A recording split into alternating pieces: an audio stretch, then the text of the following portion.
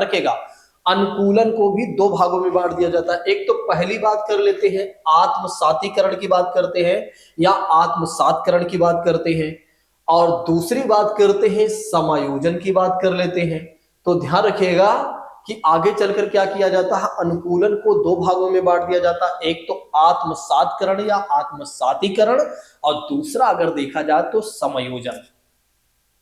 समझ में आया कि नहीं? चलिए आइए अब समझते हैं आत्मसातकरण क्या होता है। पूर्व ज्ञान को नए ज्ञान के साथ जोड़ना, मतलब जो पहले से हमें कोई नॉलेज प्राप्त है और नई नॉलेज हमें मिल जाती है तो उनको एक साथ जोड़ने को ही क्या कहा जाता है, आत्मसातीकरण कहा जाता है या आत्मसातकरण कहा जाता है। ध्यान रखिएगा, पूर्व ज्ञान से नए ज्ञान को, पूर्व ज्ञान को नए ज्ञान के साथ जोड़ने को ही क्या कहा जाता है, आत्मसातकरण कहा जाता है। जैसे आप समझिएगा एग्जाम्पल में चीजों को समझिएगा। देखिए कहा जा रहा है कि बच्चे ने एक बड़े कुत्ते को देखा और उसने क्या किया, अपने दिमाग में बिठा लिया। क्या बैठाया कि कुत्ते के चार पैर होते हैं, दो कान होते हैं, दो आंख होती हैं, और उसका जो रंग है वो काला है। मतलब कि बच्चे ने क्या किया, एक बड़े कुत्ते को देखा और देखने के बाद उसने क्या किया, एक तरह से अपने दिमाग में ये सेट कर लिया कि कुत्ते जो होते हैं, मतलब जो डॉग होते हैं, उनके चार पैर होते हैं, दो कान होते हैं और दो आंख होते हैं और काला रंग होता है। तो ये उनका क्या है, बच्चे का पूर्व ज्ञान है। कौन सा ज्ञान है? इसे कहा जाएगा पूर्व ज्ञान, क्योंकि बच्चा पहले से इसके बारे में जानता है। ठीक है, अब फिर समझिएगा। उसके बाद क्या होता है, उसके बाद बच्चे ने फिर दूसरा सफेद रंग का दूसरा कुत्ता देखा। इस बार उसने सफेद रंग का दूसरा देखा। तो बच्चे ने में लगाया, मतलब दिमाग लगाया कि इस कुत्ते के भी चार पैर हैं, दो कान हैं, दो आंख है, और बस इसका रंग केवल और केवल सफेद है। इसका रंग कैसा है दोस्तों? तो इसका रंग क्या है, एक तरह से सफेद है। और तो बच्चे ने अपने पूर्व ज्ञान को नए ज्ञान के साथ जोड़ लिया। तो इसी को क्या कहा गया, आत्मसातीकरण कहा गया या आत्मसातकरण कहा गया। समझ में आया कि नहीं? देखिए फिर से एक बार, बच्चे ने एक बड़े कुत्ते को देखा, ठीक है, और उसने अपने दिमाग में बिठा लिया कि कुत्ते के चार पैर होते हैं, दो कान होते हैं, दो आंख, और उसका रंग जो है काला। ध्यान रखिएगा, यहां पर उसने क्या देखा है, रंग काला। ठीक है, यहां पर उसने क्या देखा, रंग काला देखा हुआ है। ठीक है, उसके बाद ये तो इसका पूर्व ज्ञान हो गया। उसके बाद क्या हुआ कि जब आगे चलकर क्या होता है, कुछ समय बाद बच्चा क्या करता है कि दूसरा कुत्ता देखता है, लेकिन इसका रंग कैसा होगा, सफेद होगा। इसका रंग कैसा है, सफेद है। ठीक है, अब फिर कुछ लोग सोच रहे होंगे अगर काला होता तो फिर नया क्या जाना। अगर काला कुत्ता फिर होता, एक बार तो काला कुत्ता मिल गया ना, अगर दोबारा भी काला कुत्ता रहता तो फिर वो तो एक ही ज्ञान होता ना, पूर्व ज्ञान थोड़ी ना माना जाता। तो यहां पर नई जानकारी उसे मिल रही ना कि इस बार कुत्ता जो है काला नहीं है बल्कि सफेद है। ठीक है, बस यही है। जो काला कुत्ता है वो क्या है, एक तरह से पूर्व ज्ञान, जो सफेद कुत्ता है वो नया ज्ञान है। ठीक है, और बाकी विशेषताएं। ठीक, तो सफेद रंग का दूसरा कुत्ता उसने देखा तो बच्चे ने दिमाग लगाया। अब बच्चा यहां पर क्या कर रहा है, एक बार दिमाग लगा रहा है, सोच रहा है कि अच्छा यहां पर अगर देखा जाए तो इस कुत्ते के भी वही विशेषताएं हैं, इस कुत्ते में भी अगर देखा जाए तो वही विशेषताएं हैं जो पहले वाले कुत्ते में था, यानी कि दो पैर, दो कान, दो आंख, और बस इसका केवल और केवल रंग जो है सफेद है और कुछ भी नहीं है। इसके सिर्फ कलर में डिफरेंसेस है और कोई चीजें नहीं है। तो ये फिर कुत्ता ही है। तो इसे फिर क्या कहा गया दोस्तों, एक तरह से आत्मसातकरण कहा गया या आत्मसातीकरण कहा गया। अब मुझे नहीं लगता है कि आप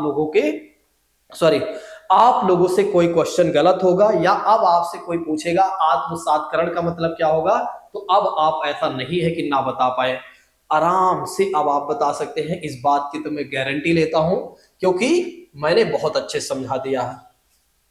चलिए एक बार पानी पी लेता हूं। देखिए मैं समय लेकर आज पढ़ाऊंगा, मैंने आपसे एक वादा किया है, इस बार समझा कर भेजूंगा।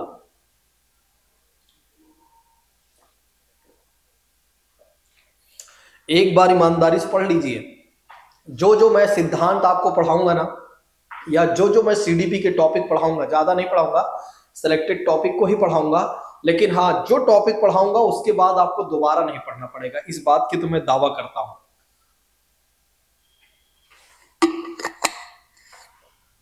अगर आप लोगों ने हमें सपोर्ट कर दिया, लगातार सब्सक्राइबर वगैरह बढ़ना शुरू हो गए, मैं गारंटी लेता हूं कि जितने चैप्टर करवाऊंगा उसके एमसीक्यू, साथ ही साथ जो प्रीवियस ईयर के क्वेश्चन है अति संभावित, मैं स्वयं क्वेश्चन को क्रिएट करके दूंगा और बेहतर क्वेश्चन को क्रिएट करके दूंगा।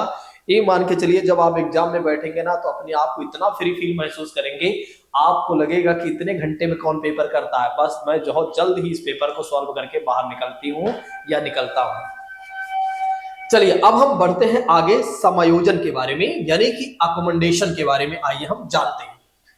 अब इसमें क्या कहा गया है कि देखिए पूर्व ज्ञान में परिवर्तन करके, पूर्व ज्ञान समझ गए ना, अभी बताया था ना काले कुत्ते वाली कहानी, पूर्व ज्ञान, नया ज्ञान क्या था, सफेद कुत्ता। तो इसमें क्या कहा जा रहा है कि पूर्व ज्ञान में परिवर्तन करके वातावरण के साथ तालमेल बैठाना ही क्या कहलाता है, समायोजन कहलाता है। फिर से परिभाषा याद रखिएगा, पूर्व ज्ञान में परिवर्तन करके मतलब जो पुराने ज्ञान है ना उसमें चेंजेस करना पड़ेगा, और चेंजेस करके क्या करना पड़ेगा, वातावरण के साथ तालमेल बैठाना पड़ेगा।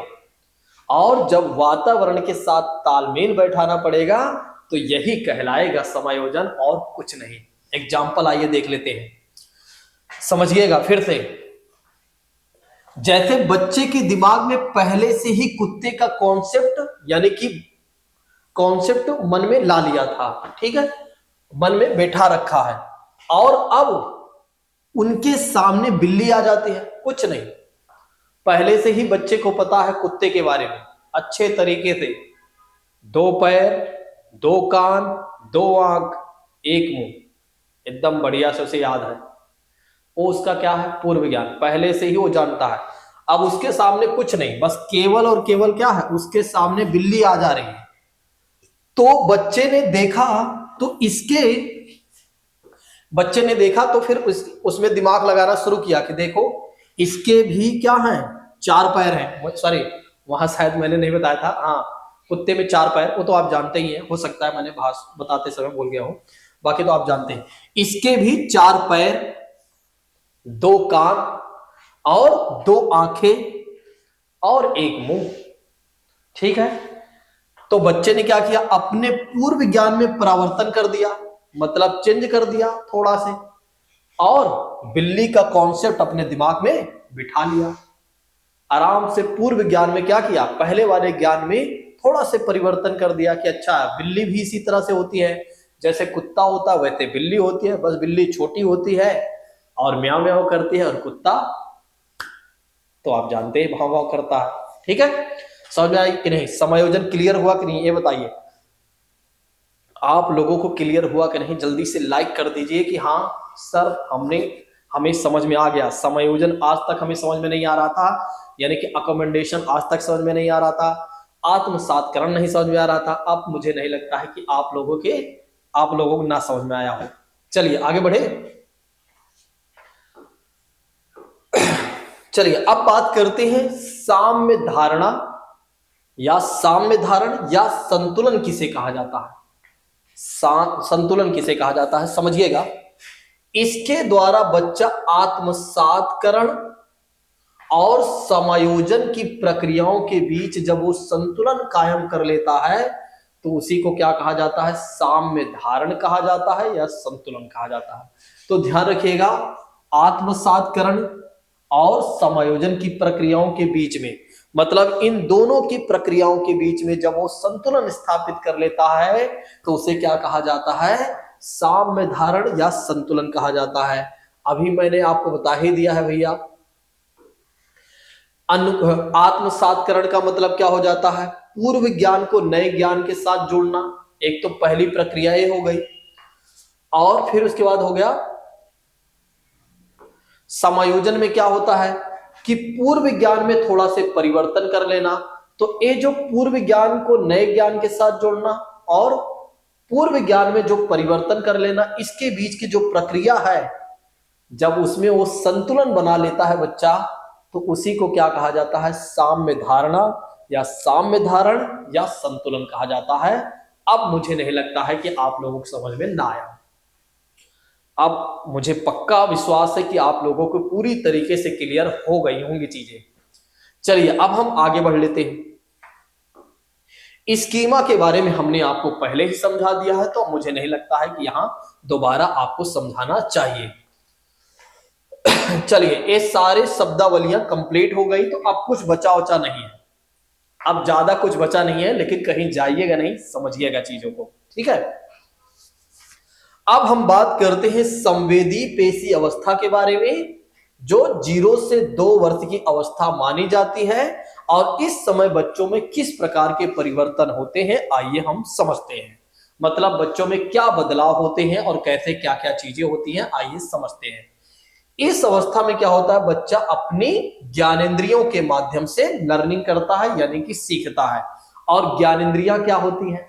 मैंने पहले ही बताया, आंख, नाक, कान, जीभ, त्वचा, ये सब क्या है? बच्चों की ज्ञानेंद्रियां हैं। तो इसके माध्यम से जब बच्चा सीखता है, कब सीखता है? तो संवेदी पेशी अवस्था में, क्योंकि 0 से 2 ही वर्ष का तो बच्चा है, कौन सा इतना बड़ा है कि वो सब कुछ जान लेगा, ठीक है। तो 0 से 2 वर्ष की अवस्था है बच्चे की, और इस समय वो किसका प्रयोग करके चीजों को सीखेगा? तो ध्यान रखिएगा, अपनी ज्ञानेंद्रियों के माध्यम से बच्चा चीजों को सीखेगा। इस समय अगर आप देखें ना, बच्चों में वस्तु स्थायित्व, ध्यान रखिएगा, वस्तु स्थायित्व की बात की जाती है, यानी कि ऑब्जेक्ट परमानेंस की बात की जाती है। ये सारे गुण आ जाते हैं। देखिए अब क्या है, वस्तु स्थायित्व क्या हो जाता है, ये एक गुण को क्या होता है, आइए इसको समझ लेते हैं। अर्थात बच्चा अपने दिमाग में वस्तुओं की छाप बनाना शुरू कर देता है। मतलब जिन जिन वस्तुओं के संपर्क में जाता है या जिन वस्तुओं को समझ पाता है, उसके बारे में अपने दिमाग में क्या करता है? छाप बना लेता है, यानी चित्र बना लेता है, इमेज बना लेता है। और जिससे वो क्या होता है? छिपी हुई वस्तुओं को भी ढूंढ निकालता है, और छिपी हुई वस्तुओं को भी ढूंढ लेता है। आप देखते हैं ना, बच्चे के खिलौने को कहीं भी आप रख दीजिए, ठीक है, या कुछ 2 साल का है उसकी चीजें कहीं भी रख दीजिए, थोड़ा बहुत समझने लगता है ना इस समय, तो वो आराम से ढूंढ लेता है। या कोई चीजें उसने देख लिया तो उसको आप कहीं भी रख लीजिए, अगर उसको चाहिए तो आराम से वो क्या कर लेता है? ढूंढ लेता है। तो ध्यान रखिएगा, 0 से 2 वर्ष की अवस्था में क्या क्या खास बातें हैं। पहली खास बात, इस समय बच्चे जो होते हैं ज्ञानेंद्रियों के माध्यम से सीखते हैं। एक तो पहला पॉइंट ये याद रखिएगा। दूसरा पॉइंट ये याद रख लीजिएगा कि इस समय अगर देखा जाए तो बच्चों में वस्तु स्थायित्व गुण आ जाते हैं। और वस्तु स्थायित्व गुण का मतलब होता है, जिन वस्तु को बच्चा देखता है उसे अपने दिमाग में इमेज बना लेता है या छाप बनाना शुरू कर देता है, और फिर उसके बाद छिपी हुई वस्तुओं को भी ढूंढ लेता है। बस 2 ही पॉइंट इसमें याद रखना है, और कोई भी बातें आपको याद नहीं रखना है। मुझे लगता है कि यहां तक बातें एकदम क्लियर हो गई होंगी और याद हो गई हैं। याद करते चलिए, स्टार्टिंग से मैंने क्या क्या बातें बताई हैं, अभी आप समझते चलिए। बाद में जब मैं आपको पढ़ा दूंगा तो एक बार वीडियो को और देख लीजिएगा, और थोड़ा से 5 मिनट अकेले अपने आप को रखिएगा और आंखें बंद कीजिएगा कि मैंने किन किन बातों को बताया हुआ और कैसे कैसे मैंने आपको बताया। बस एक बार याद कर लीजिए, उसके बाद जिन पियाजे जी को उठाकर बाहर फेंकिए और बोलिए अब हम पढ़ेंगे वाइगोत्स्की को, अब हमसे क्वेश्चन तो गलत होगा ही नहीं, और प्रैक्टिस क्वेश्चन भी मैं करवा दूंगा। चलिए अब हम बात कर लेते हैं आगे की बात। आगे हम देखते हैं पूर्व संक्रियात्मक अवस्था। अब बच्चा 2 से लेकर 7 वर्ष का आ गया, मतलब 2 से लेकर 7 वर्ष की अवस्था में आ गया। सोचिए, 2 वर्ष, 3 वर्ष, 4 वर्ष, 5 वर्ष, 6 वर्ष, 7 वर्ष, हर समय कुछ ना कुछ बदलाव होगा, ठीक है। 2 से लेकर 7 वर्ष, 2 साल में कुछ बदलाव हुआ, 2 साल तक, फिर 3 साल में कुछ बदलाव होगा, कुछ 4 साल में, 5 साल में, 6 साल में, 7 साल में। तो 7 साल तक की चीजों को हम अब समझने चल रहे हैं कि इस समय बच्चे में क्या क्या चीजें आ जाती हैं। देखिए इस समय क्या होता है कि बच्चा सामने आने वाली चीजों को तो देख पाएगा, मतलब सामने अगर कोई चीजें आती हैं तो उसे देख सकता है, ठीक है, मतलब क्योंकि देखेगा ही, और समझ भी लेगा, मतलब समझ भी पाएगा, लेकिन कोई क्रिया नहीं कर सकता, मतलब कोई एक्टिविटी नहीं कर पाएगा। इस समय 2 से लेकर 7 वर्ष की अवस्था में क्या होता है कि बच्चा अगर किसी चीज को देखता है, उसके सामने कोई चीजें आती हैं तो वो उसको समझ लेगा, लेकिन उसके लिए अगर देखा जाए तो एक्टिविटी नहीं कर पाएगा, ठीक है, कोई भी एक तरह से क्रिया नहीं कर पाएगा। जैसे अर्थात कहने का मतलब क्या है, पहले और भी चीजें बता देता हूं। इस स्टेज में अगर आप देखें तो बच्चा प्रतीकों का यूज करने में लेकिन निपुण हो जाता है, मतलब सिंबल्स का यूज करना बिल्कुल निपुण हो जाता है, एकदम कह सकते हैं निपुण का मतलब हो जाता है परिपक्व हो जाता है या बेहतर हो जाता है, कह सकते हैं, ठीक है। तो इस स्टेज में क्या होता है, बच्चा प्रतीकों का यूज करने में निपुण हो जाता है। अब कहने का मतलब क्या है कि साइकिल शब्द अगर बच्चा सुनता है तो उसके माइंड में साइकिल की एक इमेज बन जाती है। किसी ने साइकिल के बारे में बोला तो साइकिल के बारे में तो जानता ही है, क्योंकि वो समझ लिया है ना। देखो ना, कहा जा रहा है कि इस समय बच्चा देख की चीजों को समझ सकता है लेकिन प्रतिक्रिया नहीं दे सकता है। लेकिन हाँ अगर आप देखें क्रिया नहीं कर पाएगा, मतलब एक्टिविटी नहीं कर पाएगा, लेकिन हाँ अगर आप देखें तो वो चीजों को अपने दिमाग में इमेज बना लेगा। तो ये देखिए इस समय जैसे किसी ने बच्चे से साइकिल शब्द के बारे में कहा तो अपने दिमाग में साइकिल का उसने क्या किया, एक इमेज बना लिया, साइकिल का एक इमेज बना लिया। तो हमने यहां पर किन किन चीजों को देखा ध्यान में, बस केवल और केवल ये याद रख लीजिए, पूर्व संक्रियात्मक अवस्था में अगर आप देखें तो बच्चा प्रतीकों का यूज करना सीख जाता है, बस इतना याद कर लीजिए। प्रतीकों का देखिए, सारे पॉइंट मत याद करिएगा, कुछ चीजों के भाव याद कर लीजिएगा, कुछ चीजों के मतलब एक तरह से एक पॉइंट याद कर लीजिएगा, फिर उसके बाद तो आराम से आप कर ले जाएंगे, ठीक है। तो इस समय क्या होता है, बच्चा प्रतीकों का यूज करना बिल्कुल, या प्रतीकों का यूज करना बिल्कुल सीख जाता है, हाँ ऐसे कह सकते हैं, बिल्कुल सीख जाता है, ठीक है, समझ में आया कि नहीं। और एग्जाम्पल में याद कर लीजिए कि साइकिल शब्द बच्चे के सामने अगर कोई बोलता है तो उसके दिमाग में क्या होता है, साइकिल शब्द का वो इमेज बना लेता है, ठीक है। चलिए अब हम आगे बढ़ लेते हैं, अभी कहीं जाइएगा नहीं, इसी समय बहुत सारी चीजें होती हैं। मूर्त संक्रियात्मक अवस्था, ये मत सोचिए कि बहुत छोटा है। देखिए केंद्रीकरण, सेंट्रेशन के बारे में बात करते हैं, सेंट्रेशन के बारे में बात करते हैं। केंद्रीकरण क्या होता है, इसी समय बच्चे में केंद्रीकरण भी रहता है, मतलब बच्चा केंद्रीकरण भी होता है, मतलब बच्चे में केंद्रिता भी होती है। केंद्रीकरण का मतलब क्या हो जाता है, एक ही समय में किसी वस्तु की केवल एक ही विशेषता पर जब ध्यान देता है तो ऐसी प्रवृत्ति को क्या कहा जाता है, सेंट्रेशन कहा जाता है। क्योंकि अगर आप देखें तो इस समय क्या होता है, 2 से लेकर 7 वर्ष की अवस्था में यदि आप देखें तो अगर किसी चीज को बच्चा देख रहा है ना, तो एक ही चीज की विशेषता को ज्यादा ध्यान में देख रहा है, मतलब देख रहा है उसकी विशेषता को ज्यादा ध्यान दे रहा है। अच्छा साइकिल है ना, साइकिल कितनी बढ़िया होती है, कितनी तेज चलती है, इस तरह की चीजें वो सीखता है, मतलब बोलता है, मतलब किसी एक ही चीज के बारे में ज्यादा ध्यान से देखता है तो उसे क्या कहा जाता है, सेंट्रेशन कहा जाता है, यानी कि केंद्रीकरण कहा जाता है। लेकिन एक कब ऐसा करता है बच्चा, जब बच्चा पूर्व संक्रियात्मक अवस्था में होता है, जब 2 से लेकर 7 वर्ष की अवस्था में होता है तब बच्चा इस तरह की चीजें करता है। फिर समझिएगा, संरक्षण की बात करते हैं, कंजर्वेशन की बात करते हैं। इसका मतलब क्या हो जाता है, अगर किसी वस्तु के साइज या शेप में चेंज कर दे तो उसकी क्वालिटी पर कोई प्रभाव नहीं पड़ता है, लेकिन बच्चा इसको समझ नहीं पाता है। बिल्कुल सही बात है।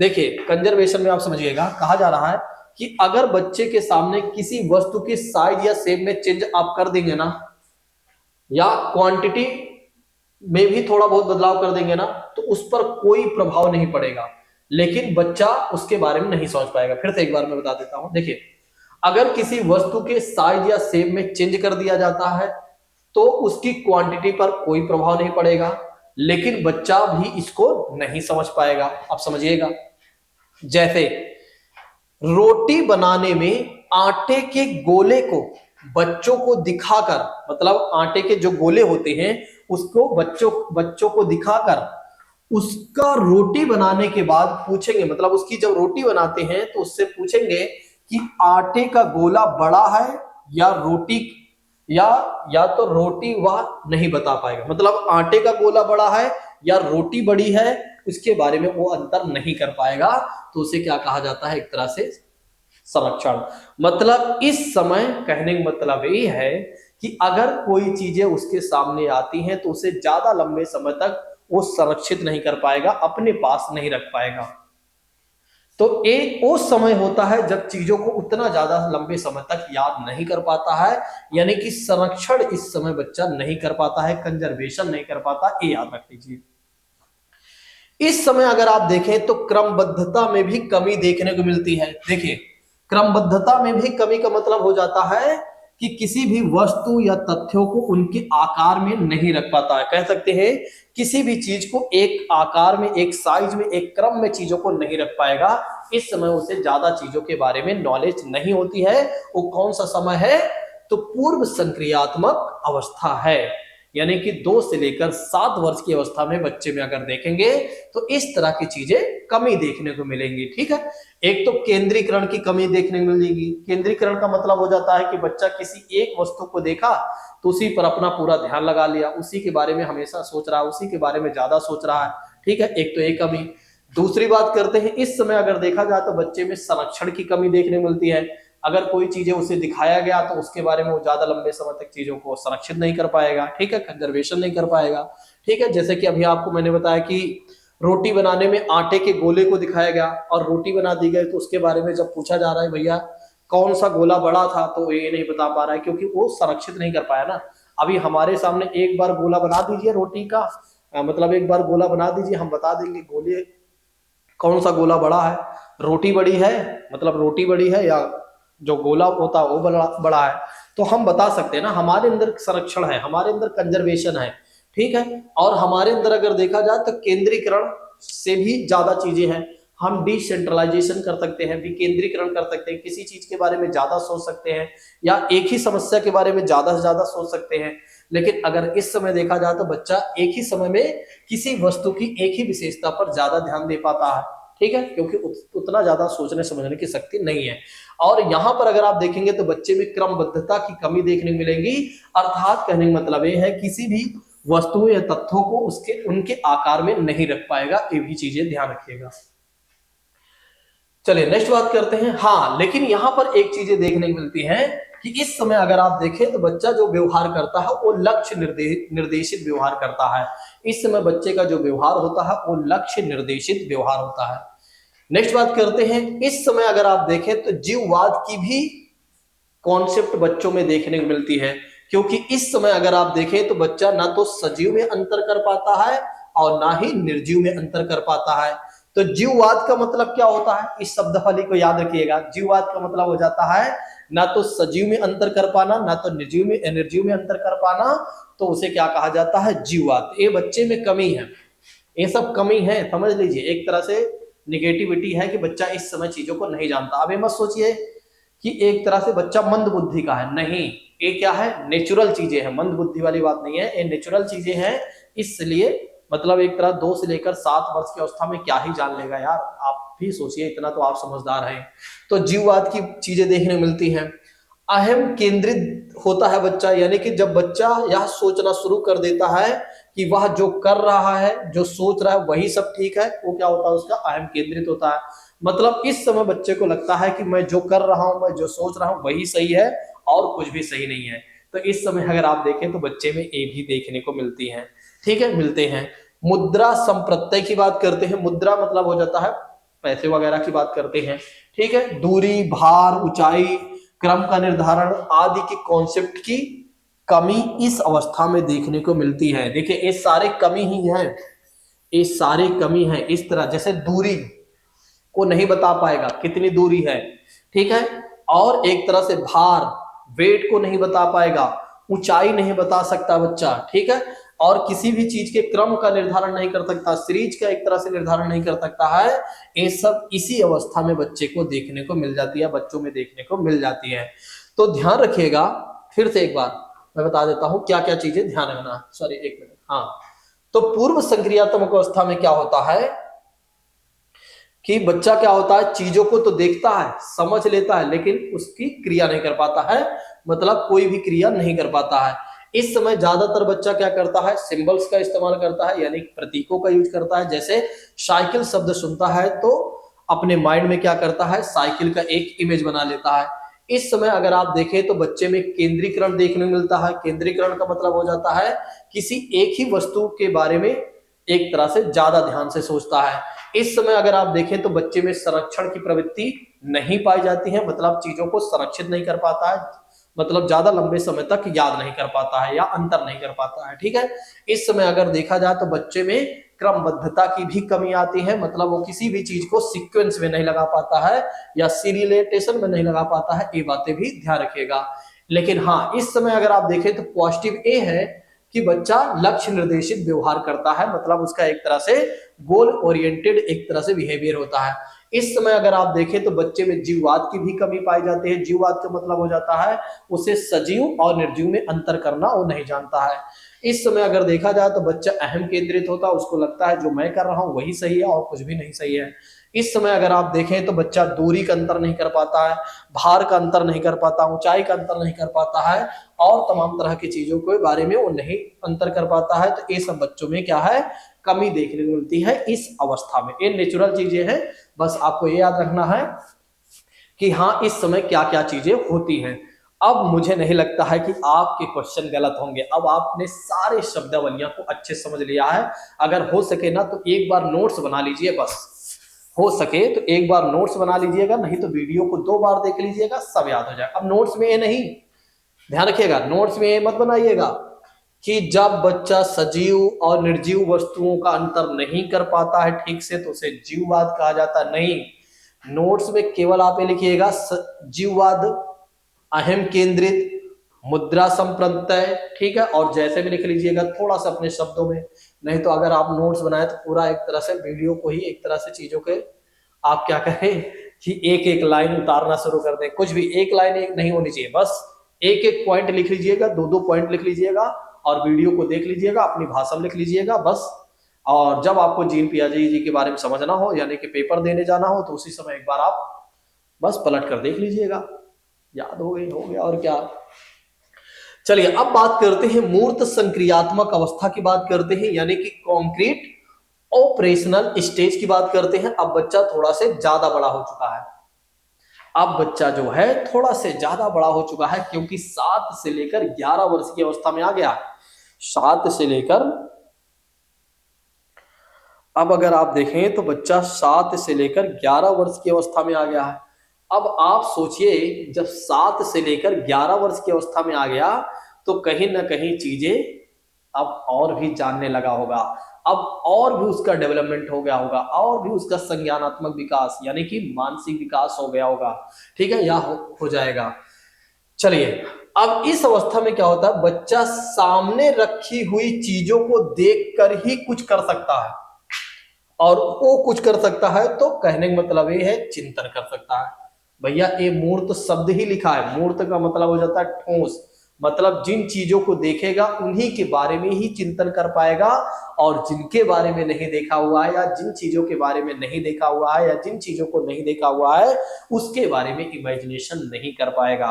अर्थात कहने का मतलब ये है कि अगर बच्चा रिमोट या मोबाइल को देख रहा है तो इसी के बारे में वो चिंतन कर पाएगा। अब उससे एक कहिए कि कार होती है, कार में एक चाबी होती है, उसमें भी क्या होता है, रिमोट होता है, तो वो नहीं कर पाएगा, क्योंकि उसके अंदर